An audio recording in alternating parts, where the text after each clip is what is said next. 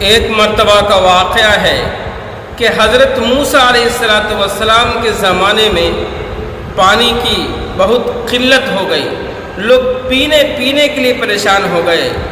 لوگ جمع ہو کر کے حضرت موسیٰ علیہ السلام سے عرض کیا، اے موسیٰ، آپ اپنے رب سے دعا کر دیں تاکہ بارش برس جائے۔ حضرت موسیٰ علیہ السلام نے تمام لوگوں کو جمع کیا اور اللہ سے دعا کی کہ یا میرے رب العالمین، سب لوگ پانی کے لیے پریشان ہیں، بارش برسا دیں۔ اللہ تعالیٰ نے کہا، اے موسیٰ، تیرے مجمع کے اندر تیرے درمیان میں ایک وہ شخص بھی ہے جو 40 سال سے میری نافرمانی کر رہا ہے اور ان کے خزانے میں ایک بھی نیکیاں نہیں ہیں، اس لیے بارش نہیں ہوگی۔ فوراً حضرت موسیٰ علیہ السلام مجمع کے اندر اعلان کیا کہ وہ شخص کون ہے، مجمع سے نکل کے باہر چلا جائے۔ اس کے بعد حضرت موسیٰ علیہ السلام اپنی آنکھوں سے ادھر ادھر دیکھتے رہے مگر وہ شخص سمجھ میں نہیں آیا۔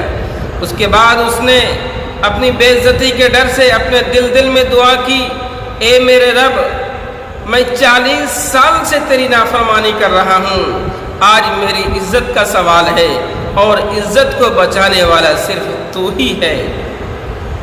توبہ کیا۔ اس کے بعد یہ جیسے دعا کی، اللہ تعالیٰ نے ان کے توبے کو قبول کیا اور آسمان پہ ایک بادل آیا اور موسلا دھار بارش ہوئی، سارے لوگ خوش ہو گئے۔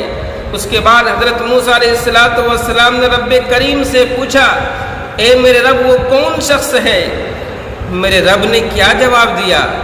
فرمایا، اے موسیٰ، جب وہ 40 سال تک نافرمانی کرتا رہا میں اس کا نام نہیں بتایا، آج تو وہ میرا برگزیدہ اور پسندیدہ بندہ بن گیا ہے، آج میں اس کا نام کیسے بتا دوں؟ یہ میرا رب ہے جو کہ اپنے بندوں سے 70 ماؤں سے بھی زیادہ محبت کرتا ہے۔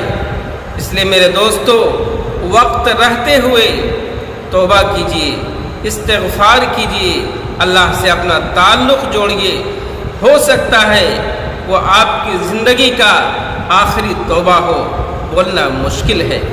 اس لیے آپ لوگ ضرور اللہ سے توبہ کریں، استغفار کریں، زندگی بہت تھوڑی سی ہے۔ ویڈیو اچھی لگے تو لائک، شیئر، سبسکرائب کرنا نہیں بھولیے گا۔